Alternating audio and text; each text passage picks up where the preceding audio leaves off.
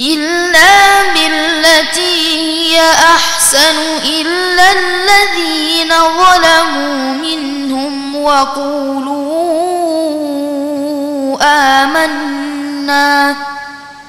وقولوا آمنا بالذي أنزل إلينا وأنزل إليكم হাফেজ মুহাম্মদ সে অত্যন্ত চমৎকারভাবে সে পড়েছে এবং যখন সে তেলাওয়াত করছিল তার যে সুরের যে পরিবর্তনটা, অর্থাৎ সে মনে হচ্ছে সে অর্থটা দেখে দেখে এবং ওই জায়গাতে সে উপস্থিত, অর্থাৎ আয়াতের সাথে যে অর্থগুলো রয়েছে সে সেখানে উপস্থিত, ওই উপস্থিত দেখে দেখে মনে হচ্ছে সেই বিষয়গুলো সে খুব সাবলীলভাবে বর্ণনা করছে। আমাদের এবারের প্রতিযোগী ইন্দোনেশিয়ার বন্ধু মুহাম্মদ জাকি। আসসালামু আলাইকুম ওয়া রাহমাতুল্লাহি ওয়া বারাকাতুহু। وعليكم السلام ورحمة الله وبركاته.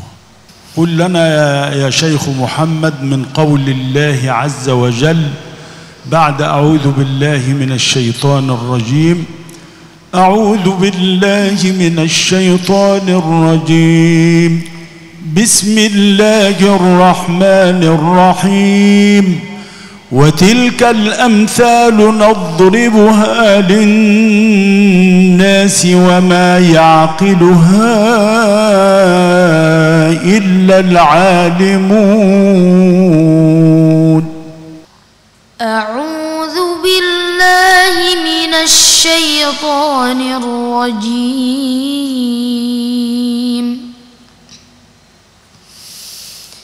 بسم الله الرحمن الرحيم.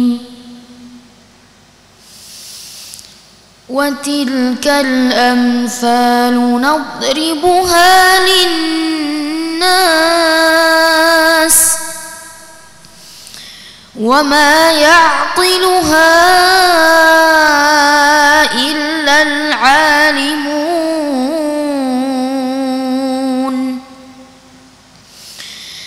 خلق الله السماوات والأرض بالحق.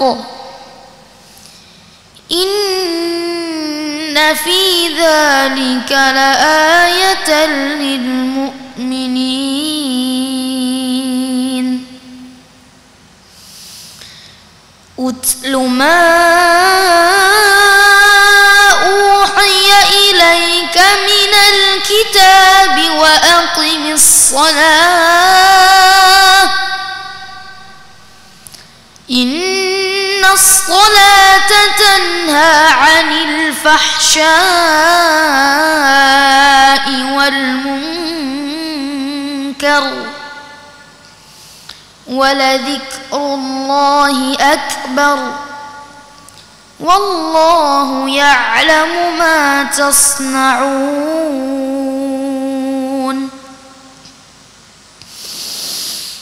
ولا تجادلوا أهل الكتاب إلا بالتي هي أحسن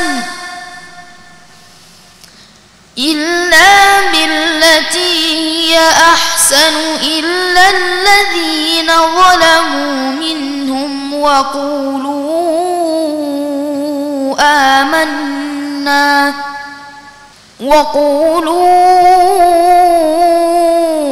آمنا بالذي أنزل إلينا وأنزل إليكم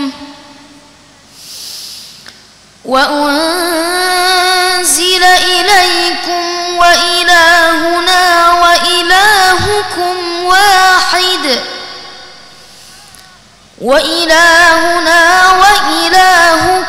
واحد ونحن له مسلمون.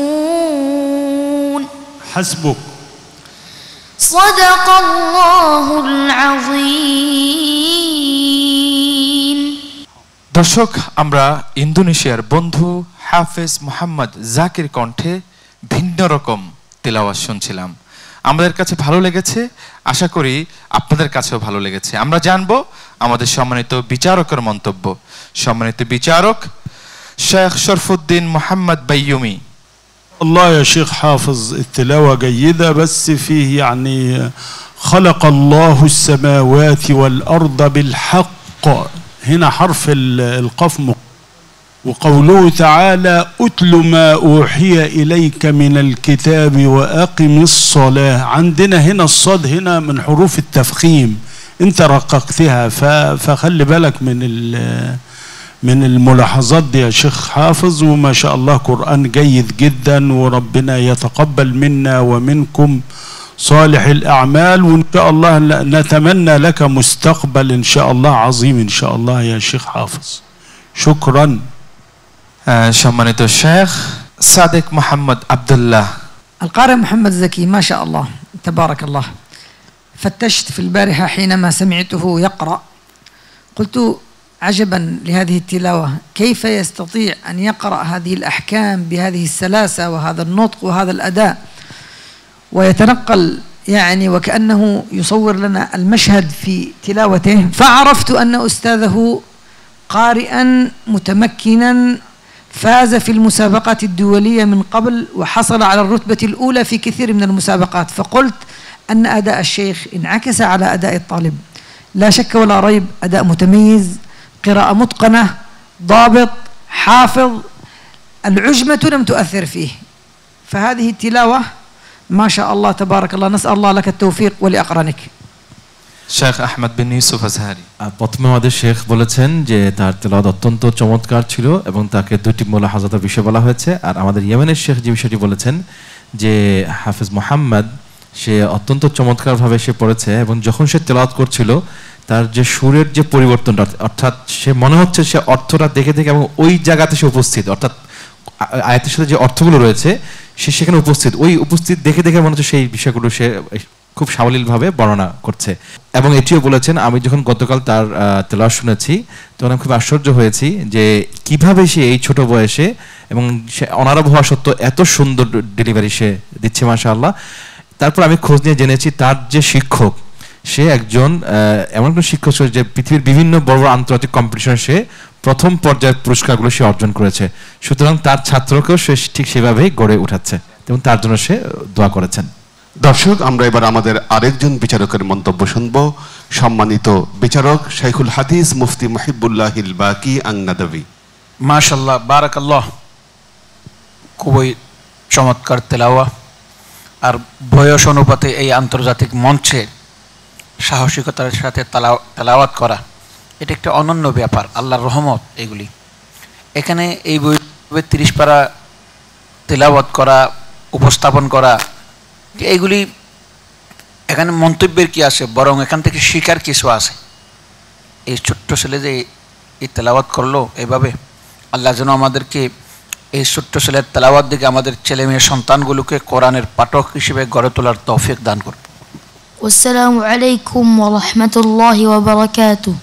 পিওর চকলেটের সাথে সফট ওয়ান্ডার মাফিন কেক, বাইটে বাইটে ওয়ান্ডার।